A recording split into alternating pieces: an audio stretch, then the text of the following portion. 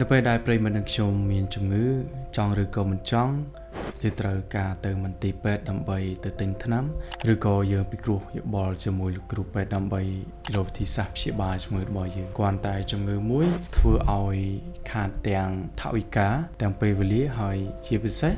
គឺតកតងទៅនឹងផ្លូវចិត្តដែរហើយនៅពេលដែលឈឺគឺពិបាកមែនទែនជួនកាលយើងខាតការងារយើងមានកម្មវិធីខូបកំណើតយើងត្រូវ cancel ពិធីមង្គលការក៏យើងអាចបានចូលរួមឬក៏ដំណើរកម្សាន្តអីផ្សេងក៏យើងអាចបានទៅចូលរួមដូចគ្នាអញ្ចឹងកត្តាសុខភាពគឺជារឿងសំខាន់ខ្លាំងមែនទែនដែលបងប្អូននិងខ្ញុំត្រូវគិតឡើងវិញបើសិនជាយើងចំណាយពេលវេលារវល់ច្រើនជាមួយនឹងការងារការខិតខំប្រឹងប្រែងរកលុយច្រើនពេកភ្លេចគិតអំពីសុខភាពហើយនៅពេលដែលយើងធ្លាក់ខ្លួនឈឺក្រឹបទើបយើងដឹងថាការពិតសុខភាពគឺជារឿងមួយដែលសំខាន់ដូច្នេះថ្ងៃនេះខ្ញុំនឹងនាំប្រិយមិត្តទាំងអស់គ្នាទៅមើលពីវិធីថែរក្សាសុខភាពទាំង7យ៉ាងដែលខ្ញុំនឹងដកស្រង់ចេញអំពីសៀវភៅមួយក្បាលចំណងជើងថាសិល្បៈចិញ្ចឹមកូនឲ្យក្លាយជាមនុស្សល្អសម្រាប់សង្គមជាតិនៅក្នុងទំព័រទី23-24សៀវភៅមួយក្បាលនេះពិតជាល្អមែនទែនសូមណែនាំទៅកាន់ឪពុកម្ដាយអាណាព្យាបាលព្រោះមានវិធីសាស្ត្រជាច្រើនដើម្បីចិញ្ចឹមកូនឲ្យបានល្អក្លាយជាកូនល្អនៅក្នុងសង្គមជាពិសេសគឺការរស់នៅក្នុងគ្រួសាររបស់យើងផ្ទាល់ប្រិមិត្តដែលមានចំណាប់អារម្មណ៍ចង់ទិញសៀវភៅមួយក្បាលនេះអាចទៅរកមើលនៅតាមបណ្ដាគារធំតូចស្តង់លក់សៀវភៅដាំជីវិតឬក៏តាក់ទងទិញតាម Facebook Page ក៏ដូចជា website ដែលខ្ញុំនឹងដាក់ link នៅខាងលើនេះផ្ទាល់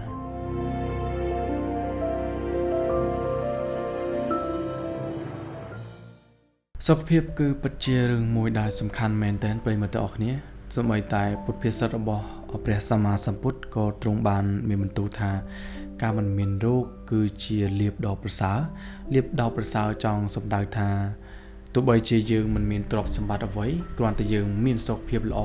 ក៏ជាលាភមួយសម្រាប់ជីវិតរបស់យើងដែរហើយបុគ្គលគ្រប់រូបមិនគួរមើលរំលងនៅការថែរក្សាសុខភាពឲ្យបានល្អទេពីព្រោះកាលណាយើងមានសុខភាពល្អគឺជារឿងដ៏សំខាន់មួយមែនទែននៅក្នុងឆាកជីវិតសម្រាប់ការដែលយើងរស់នៅវិធីដែលអាចសម្គាល់ថាបុគ្គលនោះមានសុខភាពល្អតាមរយៈសៀវភៅនេះបានលើកឡើងអំពីប្រមាណចំណុចដែរទី1ជាបុរសឬស្ត្រីពេញលក្ខណៈទី2រាងកាយមិនពិកលពិការទាំងភ្នែកដៃជើងច្រមុះ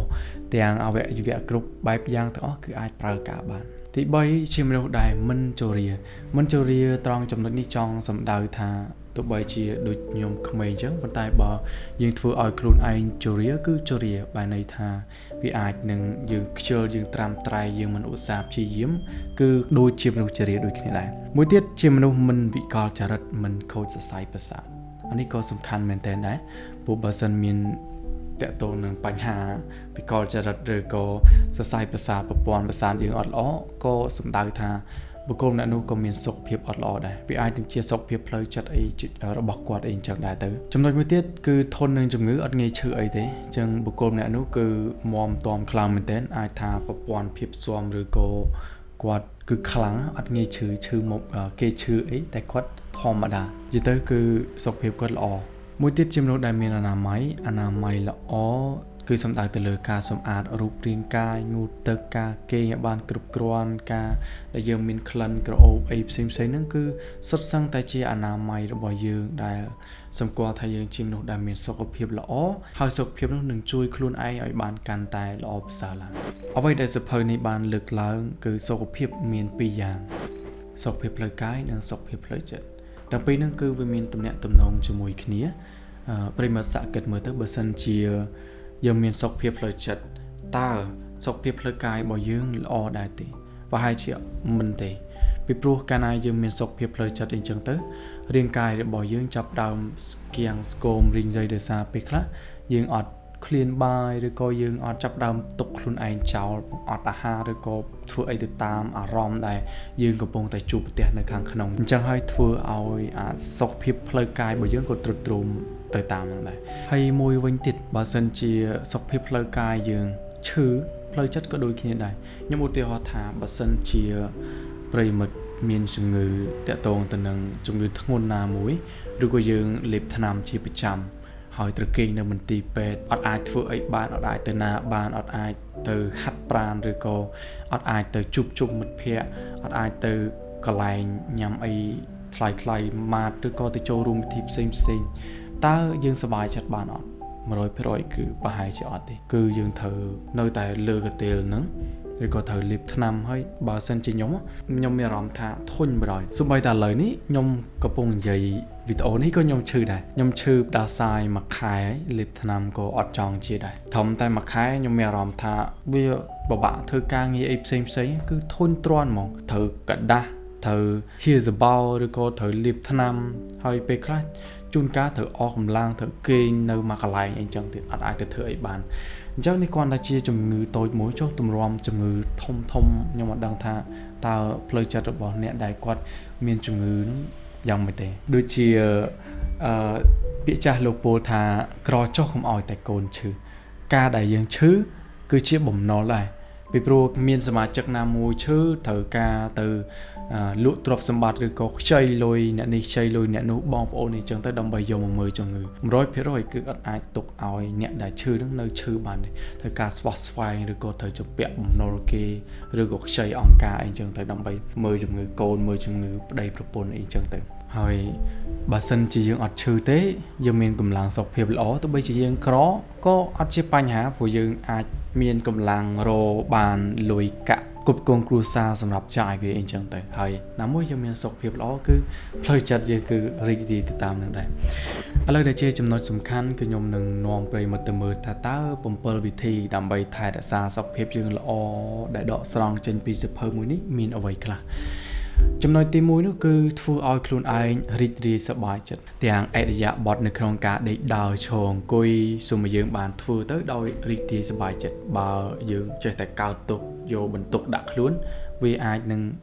ឆាប់ឈឺហើយប្រិមិត្តអាចនឹងសួរថាឲ្យសប្បាយចិត្តមិនបើសិនយើងមានបញ្ហាកំពុងកើតឡើងធ្ងន់ Yes ចំណុចនេះក៏សំខាន់ដែរប្រិមិត្តត្រូវដឹងថាបញ្ហាយើងជួបប្រទះហើយក៏ប៉ុន្តែកាលណាដែលយើងធ្វើឲ្យចិត្តខ្លួនឯងសប្បាយរីករាយឬក៏យើងរកវិធីដើម្បីដោះស្រាយកុំផ្ដោតពីលើបញ្ហានឹងពេកយើងត្រូវគិតថាសុខភាពយើងដែរព្រោះកាលណាយើងឈឺធ្លាក់ខ្លួនឈឺតើបញ្ហានោះយើងអាចដោះស្រាយបានអត់ចំណុចទី2ត្រូវស្គាល់ប្រមាណខ្លួនបានន័យថាការហូបចុកតើយើងត្រូវហូបប្រមាណពេលណាត្រូវហូបពេលណាត្រូវចូលគេងពេលណាត្រូវសម្រាកពេលណាត្រូវក្រោកពេលណាត្រូវហាត់ប្រាណពីព្រោះបើយើងធ្វើការហួសកម្លាំងយើងផ្ដោតទៅលើការងារយើងភ្លេចថែរក្សាសុខភាពភ្លេចផឹកទឹកវានឹងធ្វើឲ្យសុខភាពយើងទៅតាមនឹងដែរចំណុចទី3បរិភោគអាហារណាដែលងាយស្រួលកាពះយើងរំលាយឬក៏មុននឹងលេបចូលកាពះយើងត្រូវទៅពះឲ្យម៉ត់សិនអញ្ចឹងទៅដើម្បីជួយដល់កាពះយើងឆាប់រំលាយហើយយើងឆាប់មានកម្លាំងអីចឹងទៅនៅក្នុងចំណុចទី4ត្រូវស្គាល់ពេលវេលាបានន័យថាប្រិមត្តត្រូវធ្វើការប្រហែលម៉ោងសម្រាប់ប្រហែលម៉ោងជួយឲ្យសុខភាពយើងកាន់តែល្អប្រសើរជាធម្មតាគេនិយាយថា8ធ្វើការ8ម៉ោងគេង8ម៉ោងហើយ8ម៉ោងទៀតធ្វើការអីផ្សេងសម្រាប់ខ្លួនឯងចឹងទៅ Yes ចំណុចទី5ដែលសៀវភៅនេះបានសរសេរថាប្រព្រឹត្តព្រហ្មចរិយាធម៌អ្នកដែលជាក្រហមត្រូវចេះកំណត់ខ្លួនឯងកំណត់កាមអារម្មណ៍ខ្លួនឯងត្រូវវិចារពីការសេពសន្តិវៈឬក៏ប្រព្រឹត្តកាមគុណណាព្រោះវាអាចបាក់កម្លាំងអានឹងអ្វីដែលសភៅបានសរសេរអញ្ចឹងចំណុចទី6ត្រូវមានសិលធម៌ប្រព្រឹត្តល្អជៀសវាងការប្រព្រឹត្តអំពើអាក្រក់បើសិនជាប្រិមត្តមានសុខភាពល្អប៉ុន្តែយើងទៅប្រព្រឹត្តការអាក្រក់ជាប់គុកឬក៏មានទោសអីចឹងទៅសួរថាបានប្រយោជន៍អីអត់ទេយើងវាខាតដែរព្រោះយើងមានសុខភាពល្អប៉ុន្តែយើងទៅធ្វើអំពើដែលមិនត្រឹមត្រូវ